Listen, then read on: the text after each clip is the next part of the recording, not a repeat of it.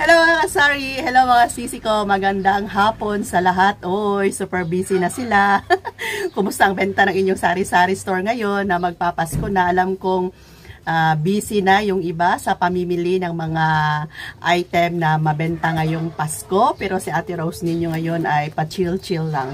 Kasi advance na akong bumili ng pakonti-konti lang naman ng mga item. Yung mga fast moving like cheese, mga gatas, mga all-purpose cream.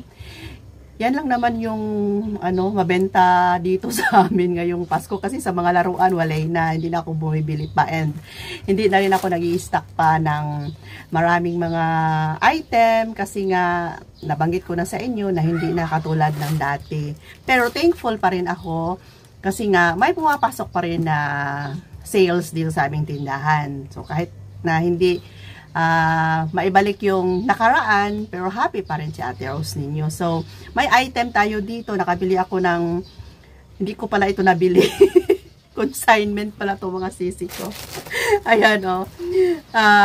Mas maganda talaga pag may ahente tayo, no?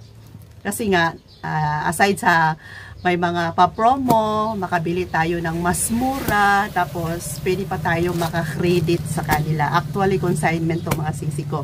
Nagbayad ako kanina ng 6,000 plus. Tapos, babalik daw sila January pa. Tapos, sabi ng ahente, kukuha daw ako ng marami. So, kumuha na ako ng medyo sobra sa, hindi naman ito marami, matawag kong marami. Medyo kumuha na lang ako ng doble sa mga kinukuha ko before.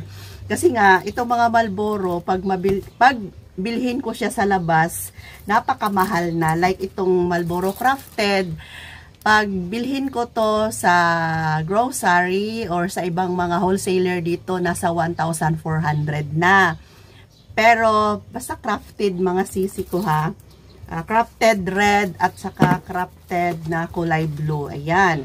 Pag bilhin ko to sa labas, kahit na sa mga wholesaler, ang price nito ay 1,400. Pero pag sa ahente ko, tapos pa siya, consignment pa siya, 1,100 lang. Yan, 1,100 lang yung price. So, mahirapan ako kasi benta ko siya ng 7 pesos lang. Ang SRP nila ay 6 pero hindi ko siya sinunod. 7 yung benta ko. So, kung bibilhin ko ito sa labas, tapos 7 yung benta ko, balik puhunan lang ako. Kaya, dinagdagan ko na lang yung mga item. So, 10 rim ito lahat. 3 Marlboro na crafted na blue. And 4 na red na crafted. Tapos 3 original. Ayan. So ang original nila mas less price pa rin compare sa mga tindahan dito sa amin sa mga wholesaler. Tapos aside dyan, naka-discount pa ako ng 500 pesos. Tapos meron pa akong ma-receive na points sa Upwards. Worth parang 150 yata. So i-claim ko yan next day. Tapos may free pa sila na Chesterfield na 4. Ayan, baliktad. Ayan, 2 menthol at saka 2 red. So, kasi lang to, pa-promo free lang siya. Actually, mahal ang Chesterfield. Nasa 7 to 8 ang price niya. Pero, binebenta ko lang siya ng 5 pesos. Ito, 6. Kasi nga, ay naka-promo discount. So, aside sa 500 na naka-discount ako, meron akong 400 na free.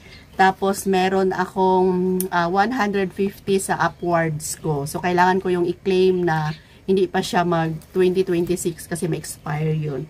Ayan. So, meron akong 10 rims na cigarette mga sisi ko. Nagkakahalaga siya ng 12,000 plus. Ayan yung bill natin. So, kailangan na naman itong pag-ipunan ni Ate Rose ninyo. Ngayong January. Ayan, January pa naman. So, 12,000.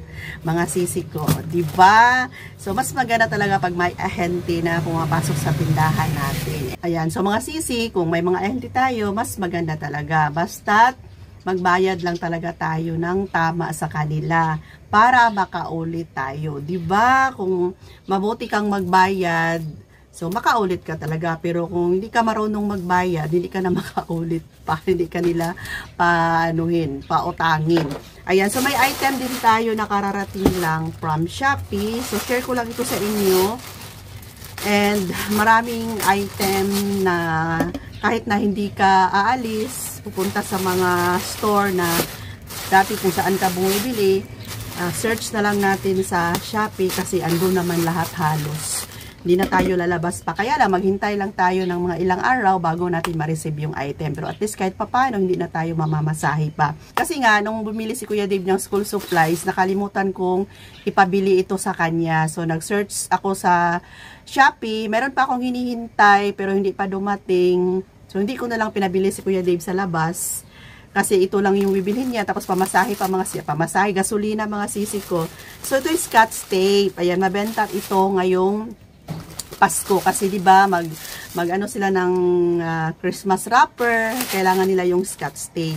Ayan, so kumuha ko ng 2, 4, 6, ayan, 20 pieces na malalaking Scotch tape. So ang price dito sa Shopee ay same lang sa mga wholesaler kung saan ako bumibili, 11 pesos. 1 by 30 ang kanyang size. So 11. Ayan, pwede ko siyang ibenta ng 11, 15 pesos. Diba mga sisi ko, mga kasari?